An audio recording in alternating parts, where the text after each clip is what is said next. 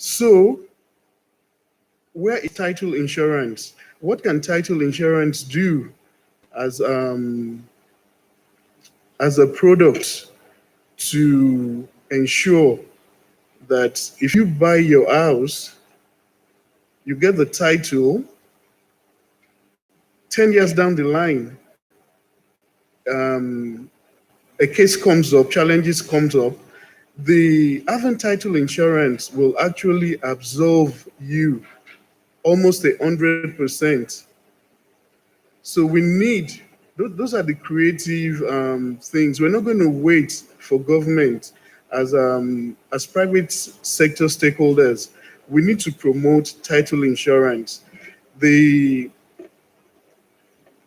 other factor I looked at, for a long time, we've been clamoring about single-digit interest rates.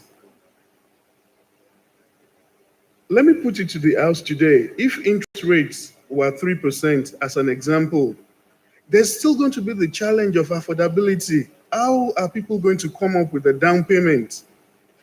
You know? So we, state governments, local governments, we have to think of, can we have something like a settlement down payment loan program? The Federal Mortgage Bank is being so structured to give out purchase loan again. Why can't FMBN come up with a sort of secondary financing? Why can't Federal Mortgage Bank come up with some type of a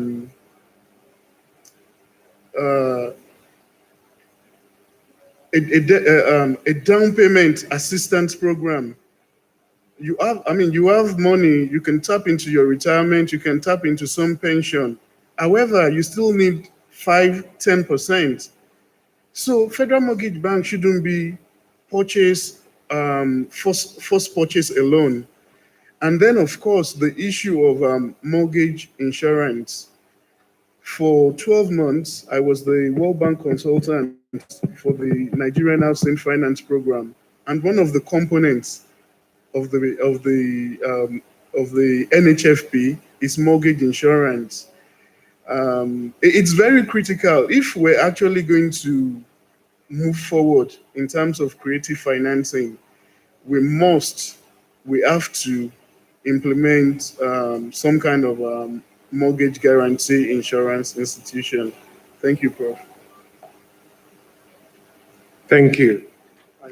As I'm about to open up to the audience for questions, I'm mindful that Olivia Chadwell is on the line, I hope, and can take questions. She brought up the issue of social housing being top economic priority in Australia. Perhaps more refined data would enable us to be able to establish exactly what is top priority for us. We cannot just assume that it's the same. I picked up from Benga's presentation a number of very critical issues which have impact on risk, and risk is what the investor, especially the external investor, is looking at. This is the image of the country, the security issues, and when they're pricing their return on investment on a risk-adjusted basis, you would find Nigeria doesn't rank as highly as it ought to because of those issues. I picked up in the data this whole issue of having a repository. This has been the intention from the very early days of creating the housing market system, and I'm glad to see it's moving forward. I see it's good to see that there is a host now for it, and TK, I'm glad you're staying the course on this.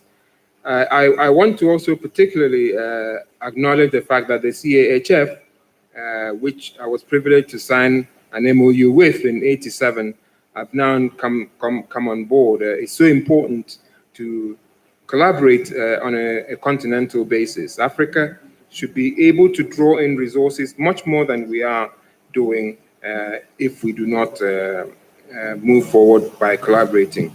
I'm glad to see the composition of data. I'm glad to also see consolidation of data in terms of the needs of the survey. So these two sides of the coin work together. And I really expressly thank our panelists while I open up to questions. We'll only be able to take a handful of questions, so please direct your question to whoever you want to answer. Thank you.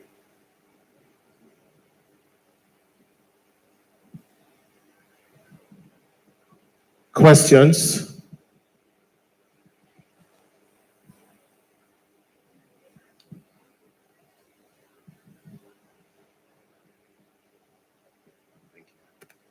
Good afternoon. My name is Munachino Eze, and my question is directed to Reverend Surveyor Ugochukwu Chime. Okay, moving swiftly on. As regards housing and housing deficits, there are so many market factors that affect housing deficit.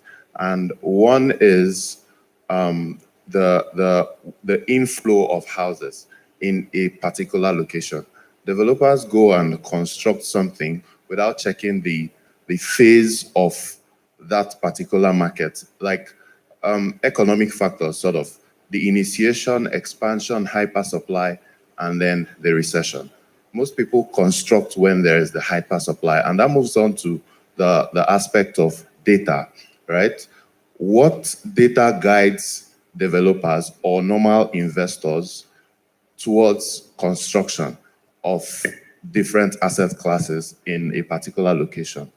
Now, when we talk about that data, the question I have is regarding what regulatory body can guide the development in a particular place. We mentioned different, there's the regulatory body that guides the number of floors you can construct, but then as to the construction you can do in a particular place, it saves the investor, and it also saves the market economically. We won't have a lot of buildings situated in a particular place and they are all empty.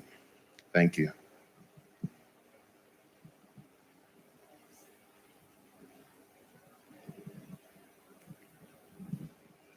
All protocols still observed.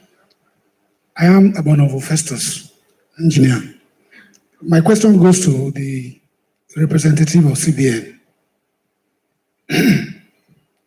In your submission, sir, you mentioned that you collaborate with 12 developing partners, housing developing partners.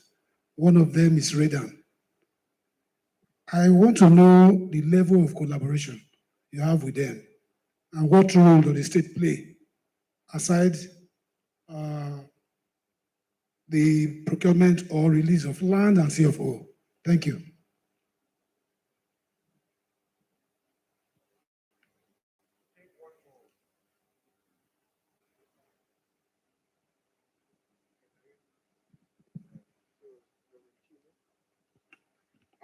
Thank you so much. What I would like to say is that it is the responsibility of any developer to carry out a feasibility or socioeconomic survey to determine the conclusion, because if you build houses without offtake, then you're in trouble for whatever it is. It's better to underserve. Okay, so then the second question with regard to what regulatory body is involved in the what we are trying to do is to create a synergy between those that control construction and those that also manage the issue of the interest of and the off-takers, so they can have a one-stop shop for that. Already now in Lagos, you have such an organization that is trying to situate itself as a manager of the interest of all the stakeholders, whether you're operating on the supply side or you're operating on the demand side. And inside Redan, we have created what you call an endorsement process, whereby if you say you're a member of Redan and you're constructing an estate, we have to have you pass through a process whereby the 7 construction industry groups, point surveyors, blah, blah, blah, will be able to look at what you are bringing on board. Are they in consonance with the National Building Code that we have? And then on the other side, also look at the soft processes of your organization. Do you keep your word? Are the terms of the covenant you have in your documentation in tandem with what you are doing, are also there in tandem with what you should be doing? So what we are trying to do is that while waiting for whatever is government regulation, which is sometimes quite stifling. We need to do some measure of self-regulation. So as an individual developer, it is your responsibility to ensure that you've done your socioeconomic survey so as to be able to repay back the loan with which you finance your project, or even if it is equity, you take it back to your family. Or in terms of protecting the members of the public, because every developer is like an orchestra director. You have very many stakeholders who are on the value chain, whose interest and dynamics and expectations have to be met for it to be a success. Thank you. Yeah, so the collaboration between the CBN, which involves Redan, as explained, is on data collection for the sector. And it's not just Redan, but there is NMRC, there is FMBN, we have GIZ, World Bank. All these stakeholders were brought together because of their understanding and role in the sector.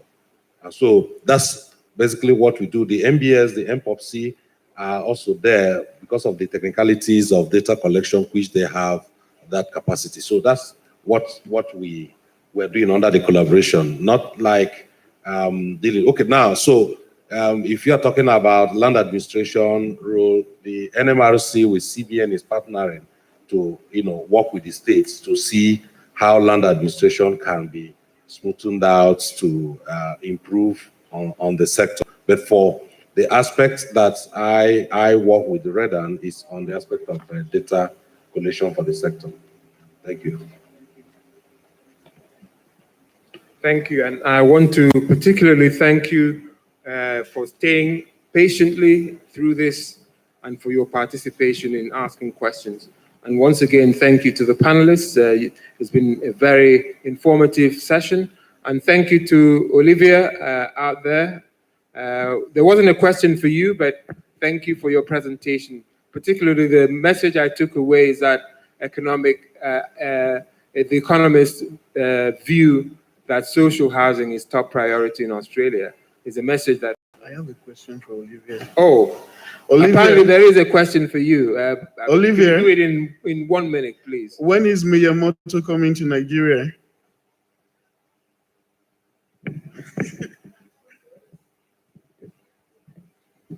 Oh, Can you unmute yourself? When is your company coming to Nigeria?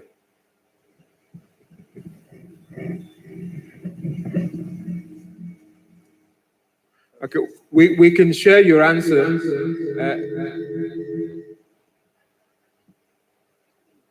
We can share your answer at the later session. Just send the answer through to the event organizers. Okay. Now is a photo session, and once again. Nigeria, wherever you want. Thank you. Okay. Okay. Thank you so much, everyone, for your role in making this a successful session. And any housekeeping? Housekeeping? No. Okay. Photo session. Photographers, please come forward.